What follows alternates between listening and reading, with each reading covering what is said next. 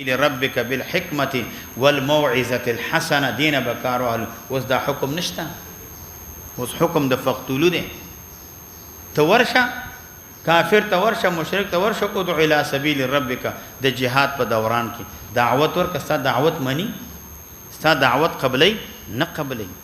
وس دی وقت حکم دار دابا وجه او کتوی جهنم تزی یو کرتینا خدای زر کرت دا جهنم تا کافران بوز جهنم خود دې زیاده دانم د دې زیاده نبی رسول الله به نفس نفیس حیات ده بلکې په خپل لاس باندې تور اغستی کافرانو خلاف باندې د بدر او د احد جهادونو ته میدانونو ته ودی او کافران وجد بای ساده مسلمانانی وینا اوس کافران مو وجنا او کافر چې چیرته د دنیا په ګډ ګډ کې مړ کېږي الله ورځ د قیامت کې موږ نه تپوس کوي چې دا کافر وړي مړ شو بې ایمانه مړ شو او تا ورته دعوت ورنکړه الله به ورځ د قیامت کې تا رانیسي الله دې په دې رانیسي چې یو کافر دې ولې مړ کړی دی باید دار ته مسلمان وي 1,00,000 کافران دې مردار کړي وي ډېر مردار کا یو نه 1,00,000 مردار کا په دې الله نه نیسي چې کافر ولې مردارېږي خدای داسې تاسو نس کی چې ورځي کم نه 50,000 کرب کافران چې ورته د خدای مردار کی چې دا مقدس مکه ته صفاشي منګ باندې سړي مقدس مکه به نه صفاشي د دې تپوس الله منګ نه کوي وجنه کافران jihad کا اوس حکم فقتل المشرکین دی اوس حکم داده البته ورسته مسله را روانه ده چې کافر ته دعوت چې رسیدل نه اول دعوت ورکړه خنن سبا کافر ته دعوت رسیدنه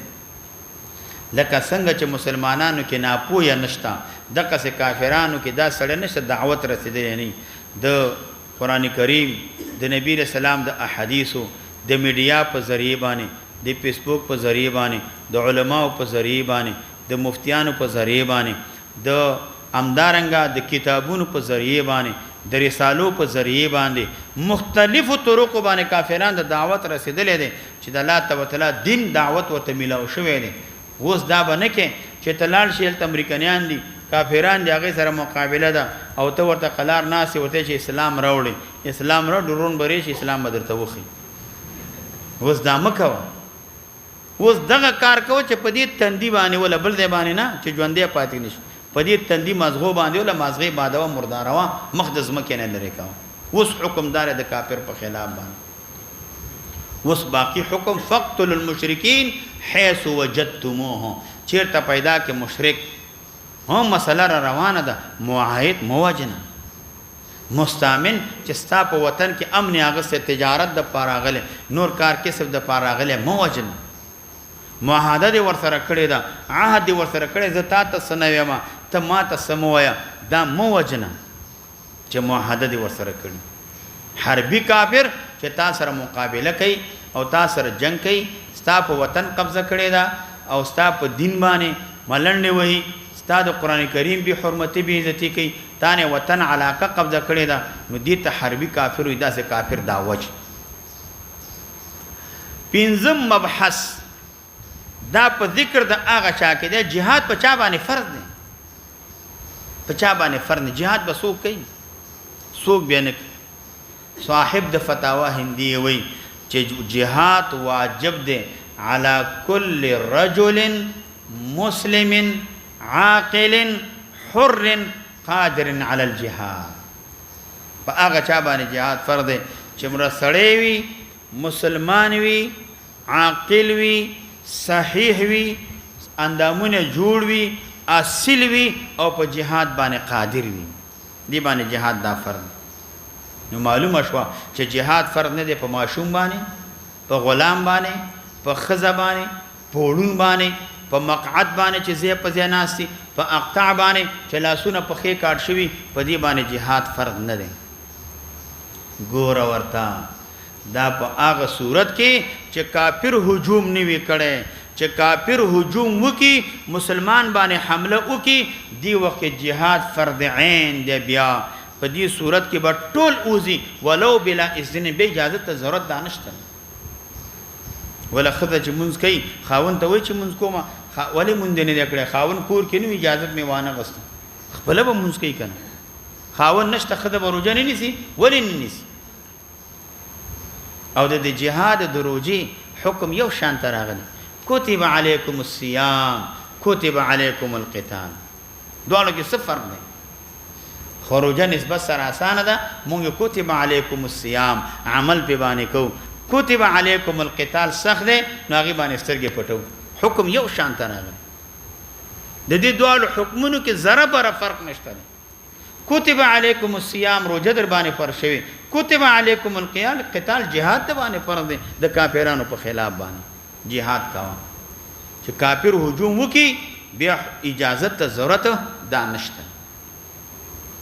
او بل دا چې آیا خروج جهاد د پاره بدون د اذن د والدینو نه دا جائز ده که جائز نه صاحب د فتاوا هندیه وای که یو سړی اراده وکړه چې جهاد تلال شي د دې مور دی د دې پلار دی نو خروج بدون د اذن د والدینو نه دا جائز نه دی ته هغه صورت کې چې جهاد فرض کفایي دی که فرض عین شي بیا مور پلار اجازه ته ضرورت نشته دی الا ان يكون النفير عاما تلل عام شي تلل عام سمانه جهاد فرض عین شو چې فرض عین دی به مور پلار اجازه ته ضرورت دا نشته چې ته جی اجازه ته وانه البته که طلب د علم کې او ضرورت د دین زده کې بغیر د اجازت د مور پلار نه به تللی شي خو جهاد چې فرض عین نه الته نشي تللی ځکه فرق دا دی غالب دا دی په علم کې سلامتیا ده او جهاد کې غالب دا دی چې سلامتیا نشته یا شهادت دی یا زخمی توب دی نو دی وجه نه غالب سلامتیا نشته الته تللی نشي که طلب د علم د پاره دی نو مور پلار اجازت نه بغیر تللی شي ځکه غالب دا دی په دې کې سلامتیا ده او مبحث اغا آیا جهاد شرائط د جهاد بکې د کافر سره د دې شرایط څه دي د دې لپاره یو شرط دا دی شرط د اباحت د جهاد دو سيزونه دي یو امتناع د عدو دی دشمن هغه د قبل ولو د هغه نه چې تا کم دعوت ورکړي هغه تا سره نه مني هغه نه قبلي دین حق نه قبلي دین ته غاړه نګدي چې دین حق نه قبلي غاړه نګدي جهاد ور سره وک امان نشته جهاد ور سره وک سو داغي په مابین کې عهد نشته جهاد ور سره وک نو شرط د اباحت د جهاد د پر دو سيزونه دي یو امتناع د عدو دی دشمن منع کړی دا چې تا کم دعوت د دین ور کړی دی هغه نه منع کوي حق نه قبلي حق طلبیک نه وي او ستو داغه په مابین کې امان نشتا معادن نشتا مستامن نه دی نو بس کافر سره جهاد کاوه دویم شرط دا دی چې امید د قوت طاقت د شوکت د دبدبی د اهل اسلام وی دویم شرط دا دی امید دا وی د قوت د طاقت د دبدبی چې مسلمان ته الله قوت او طاقت دا ور کوي یا په خپل کوشش وکي jihad وکي یا نور خلتا سره ملګری کیږي jihad کوي او که بالکل امید نوي بالکل امید نوي د قوت د شوکت د دبدبی او د طاقت د مسلمانانو لپاره نو دې صورت کې به jihad تا نه ساقط دی ځکه دا هلاکت کې ځان غردوي به دې وخت دا مکو لیکن دا قوت او طاقت دا په هغه صورت کې کیږي چې تا امید دی ستا امیر شتا مشر شتا رهبر شتا امید دشته چې ما سره مسلمانان ملګری شي مدد به وکي کومک به وکي ټول مسلمانان به همکار شي نو دې وخت کې jihad شروع کا jihad دا کاوه او په دې باندې قانون روان دی چې هر وخت د کافرانو خلاف یو تحریک پورته شوی و چت شوی دی الله غیبی مدد هم کړي او د دې خلکو په ذریعہ او وسایل باندې الله مدد کړي معنا دا چې امید شته دی د انګریز په خلاف باندې وګوره شکست یو خور د روس په خلاف باندې کم کسانو jihad شروع شو امدادونه وشو ټول مسلمانانو همکاري وا شکست اوخړ به د امریکای نه د ټولي دنیا د کافرانو په خلاف باندې یوازې امریکا نه د ټولي دنیا د کافرانو په خلاف باندې چې هغه جهاد وشو الله تبارک وتعالى مدد وکړو او هغه د ذلت او رسوي سره الله مخ کړ نو چې دغه سی وی نو دې صورت کې جهاد کاوه او که بالکل نه امیر شته نه شته نو امید شته ده او نه خبره دارول شي اسم نشي کولای نو دې صورت کې جهاد نه کې به تانه حکم د جهاد دا ساقط دی اللهم صل علی محمد وعلى كما صليت على ابراهيم وعلى ال ابراهيم الحمد لله رب العالمين والصلاة والسلام على أشرف الأنبياء والمرسلين وعلى آله وأصحابه طيبين الطاهرين بسم الله الرحمن الرحيم مسألة دعوة د امام مسلم رحمه الله حالاتو کې خبر روانه پنځم سیز مناقب او فضائل د امام مسلم شپږم سیز هغه تصنیفات د امام مسلم چې امام مسلم رحمه الله تصنیفات دا کم امام مسلم رحمه الله یو تصنیف کړي المسند الکبیر علی ترتیب اسماء الرجال یو کتاب جوړ کړي مسند کبیر خودی ته چې ترتیب ور کړي دي د احادیث ته په ترتیب د اسماء الرجال باندې د صحابه او نمونو چې کم ترتیب دي په هغه ترتیب احادیث جمع کړي اول نوم چې د کم صحابي اول کې الف را دي د هغه روایت جمع کړي بیا چې بیر را دي د هغه روایت جمع کړي په دې ترتیب باندې دویم تصنیف د امام مسلم الجامع الكبير على ترتیب الابواب دلته د بابونو په ترتیب باندې امام مسلم رحمه الله احادیث جمع کړي دي دلته ترتیب د اسماء و لحاظ نه دي ساتل دریم تصنیف د امام مسلم رحمه الله کتاب الاسماء والکنا د رجالو د احادیثو د اغي نمونه او د اغي کنیه دا ذکر کړی کتاب بالاسماء والکنا سلورم تصنیف کتاب العلل نے دی حدیث کی دا علت دے دی حدیث کی دا ضعف دے دی کی دا بیماری دا پنځم تصنیف کتاب اوهام المحدثین محدثین وهمون شوی فلانی محدث په دې حدیث کې دا وهم کړي فلانی محدث په دې حدیث کې دا وهم کړي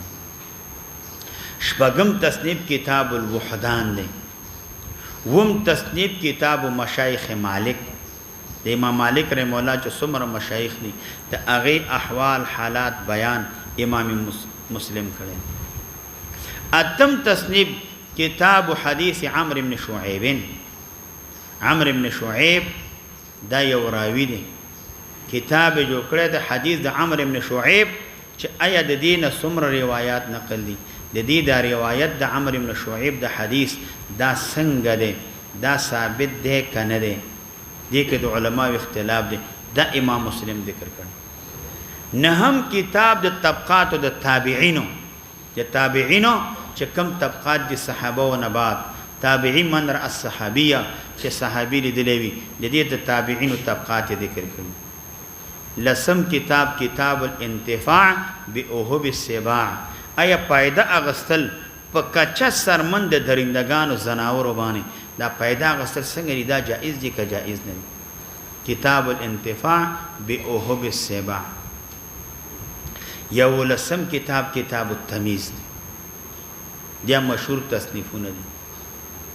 او دې کې ډېر مقبول تصنیف او مشهور تصنیف او هغه کتاب چې ټول مدارسو کې په ټول ازمانو کې تدریسيږي هغه صحیح مسلم وما خبر مسلک او مذهب د امام مسلم د امام مسلم رحمه الله مسلک او مذهب داسې سو کوئی امام مسلم شافعی المذهب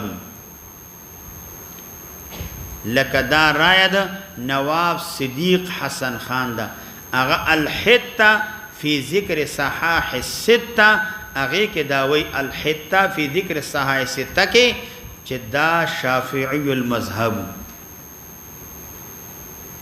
دا د هغه رایه ده نواب صدیق حسن خان الحته فی ذکر صحاح السته کې وی چې دا شافعی المذهب ابن ابي يعلى ابن قيم دا امام مسلم دا په طبقات د حنابلو کې ذکر کړي دینه معلومیږي چې دا حنبلی المسلک درې مرای د شاه ولی الله رحمه الله دا او دا مجتهد دی دا مجتهد او صاحب د اتحاف الاکابر سلور مرایا د اتحاد صاحب د اتحاف الاکابر دا هغه چې دا مالکی المذهب پنځه مرایا د شان ورشای کشمیری رحمه الله دا او چې په تعین د مذهب د دې کې قرینه واضحه نشته شان ورشای رحمه الله وی چې په تعین د مذهب د امام مسلم کې قرینه واضحه نشته دا سی واضحه قرینه موجوده نه ده چې یا شافعی دی یا حنبلی دی یا مالکی دی شپږم رایا ما هو الحق والصواب هغه دا چې شیخ محمد طاهر جزائری رحمه الله هغه دا وی چې امام بخاری امام ابو داود دی دواړه مجتهدین غیر مطبوعین دا دواړه مجتهد دي خو لیکن دی د چا تابع نه دي مجتهد دي لیکن دی د چا تابع نه دي او باقی سلور واړه ائمه د حدیث دی په یو مسلک باندې دي نه مجتهدین دي او نه مقلدین دي یو مجتهد خاص دي نه مجتهدین دي نه دی یو مقلد خاص د هغه مجتهد خاص مقلدین دي دا رایه د محمد طاهر شیخ محمد طاهر جزائری رحمه الله دا او چې امام بخاری امام ابو داود دا مجتهدین دي دواړه دی د چا تابع نه دي باقی ائمه اربعه نه مجتهدین دي او نه مقلد دی یو مجتهد خاص دي بلکې دا سلور واړه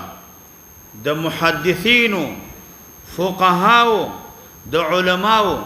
مثلا د امام شافعی امام مالک امام احمد ابن حنبل امام اسحاق ابن راوی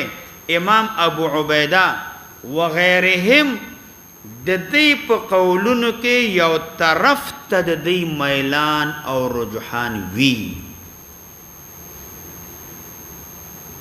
د مجتهد خاص د هغه مقلد خو نه دي بلکې د محدثینو د فقهاو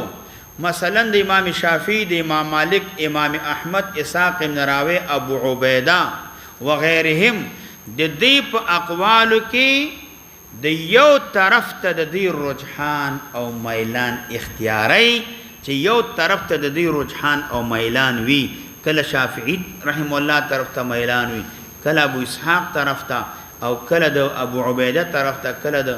امام احمد رحم الله طرف ته هغه ته پر میلان او به وی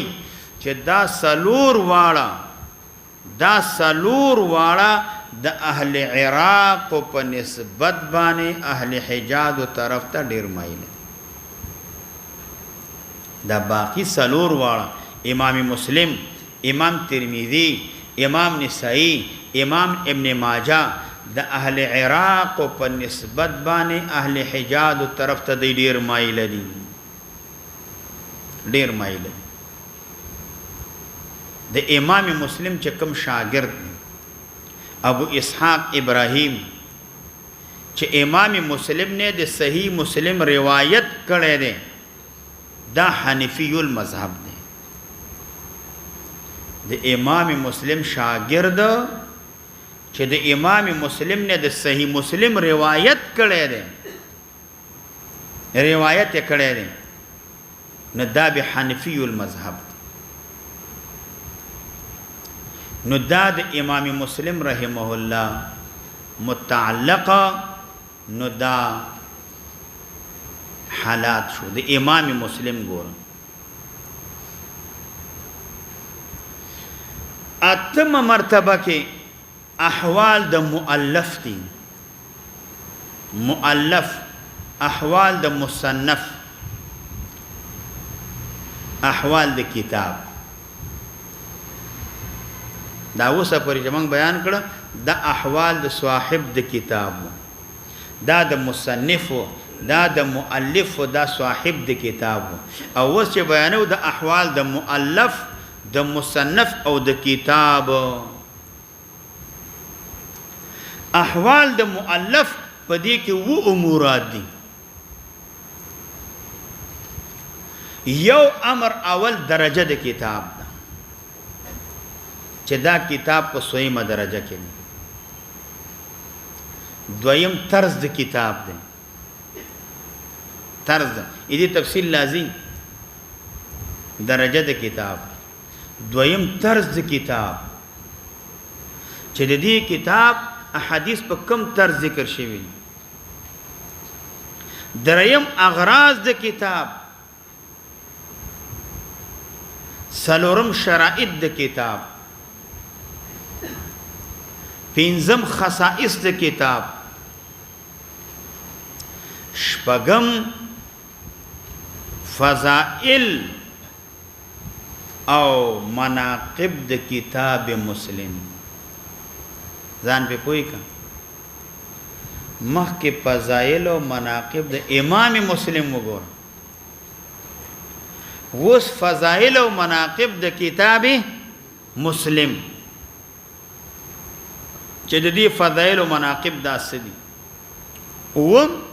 شروح او مختصرات د کتاب د مسلم د صحیح مسلم د دې شروح او مختصرات څه دي نو په احوال د کتاب کې په احوال د مؤلف کې نو دې کې د وسیزونو د پیجندلو نه لابودی ده یو درجه د کتاب دویم طرز د کتاب دریم اغراض د کتاب سلورم شرائط د کتاب پنځم خصائص د کتاب شپږم فضائل او مناقب د کتاب مسلم ګون اوم شروح او مختصرات د صحیح مسلم د صحیح مسلم د دې شروح او مختصرات څه دي اوله مسله درجه د کتاب ده درجه صحیح مسلم په صحیح ستو کې سویمه درجه کې د دې درجه څه ده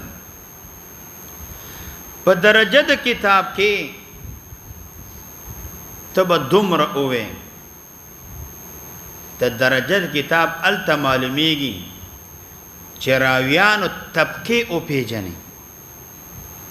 چراویانو طبقه د او پیجنلې درجه د کتاب پکې پخپل معلومیږي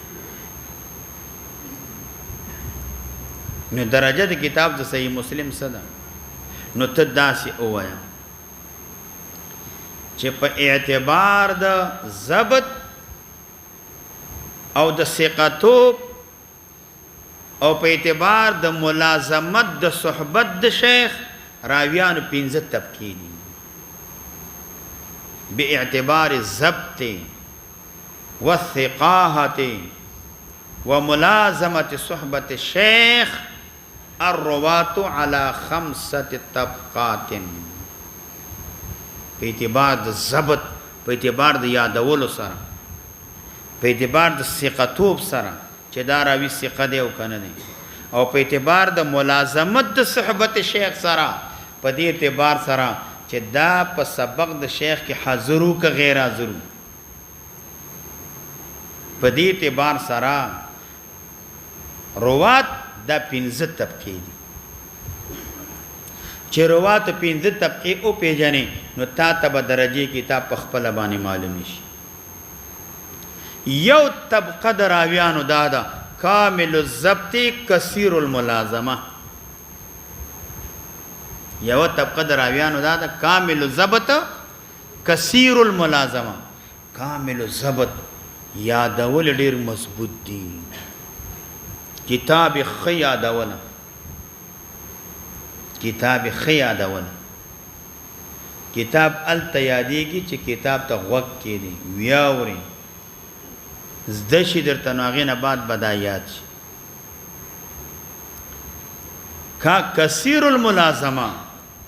همیشه په صحبت د شیخ کې حاضر غیر حاضري چېته نه ده.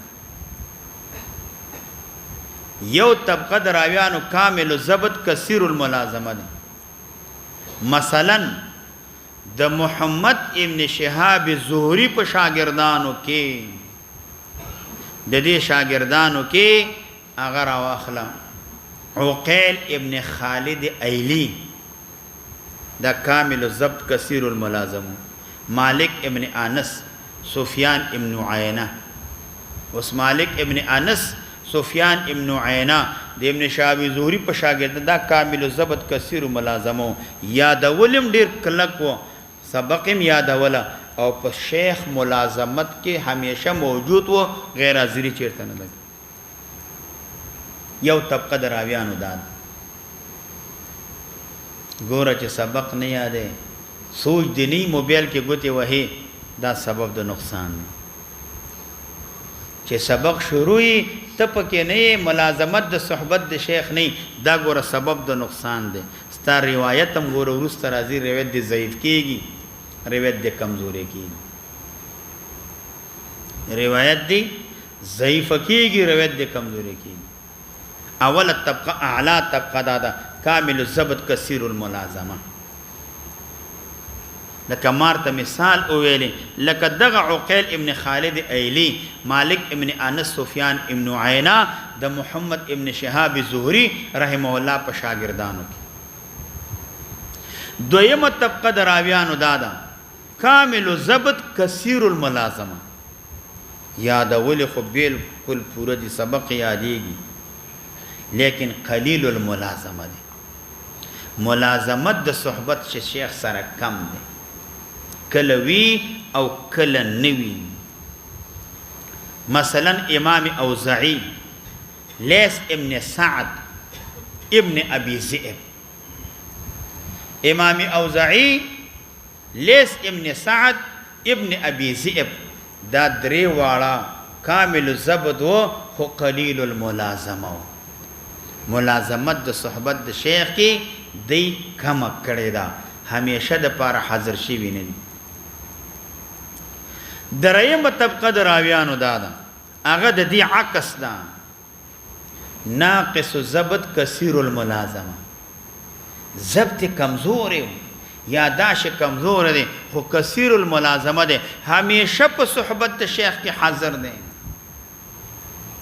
صحبت د شیخ کې همیشه حاضر دی. لکه سفیان ابن حسین السلمی. سفیان ابن حسین السلمی یا جعفر ابن برقان یا زمعه ابن صالح و دی درې واړه ضبط ناقصو خو کثیر الملازمه. ملازمه د صحبت د شیخ دا ډیره دا کسان ضبط ناقصو خو کثیر الملازمه لکه سفیان ابن حسین السلمی یا جعفر ابن برقان یا زمعه ابن صالح. د دې ضبط کمو خو کثیر الملازمه. سلورمه طبقه د راویانو دادا ناقص ضبط کثیر قلیل الملازمه.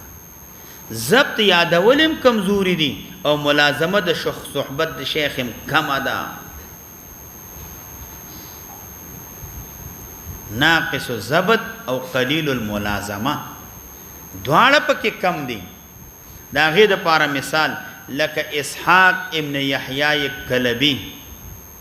یا معاویه ابن یحیی السدفی او یا مصنع ابن صباح روان دا درې وړه قلیل الضبط قلیل الملازمه ناقص الضبط قلیل الملازمه ضبط هم ناقص ملازمه هم کم لکه دا درې وړه کسان راوخ اسحاق ابن یحیی کلبی یا معاویه ابن یحیی الصدفی او یا مصنع ابن صباح سلورم طبقه پنځم طبقه دراویانو اغا د ضعفاو د مجهولینو د متهمینو طبقه ده اغا طبقه دراویان ضعیف دي متهم راویان دي مجهول راویان دي اغا راویان متهم مجهول ضعیف راویان مثلا لك بحر ابن كثير راواخ دا ضعیف راوی دی متهم راوی دی یا لك حکم ابن عبد الله ایلی راواخلا دا ضعیف راوی دی متهم راوی دی ضعیف راوی دی او متهم راوی دی مجهول راویانو کې یا محمد ابن سعید مسلوب راواخ محمد ابن سعید مسلوب دا په پانسی شوی دی مسلوب په لرګي باندې خېګل شي مړ شوی دی دا به ترې شو اوس دغه راویان دا ضعیف مشهور راویان دي لکه بحر ابن کثیر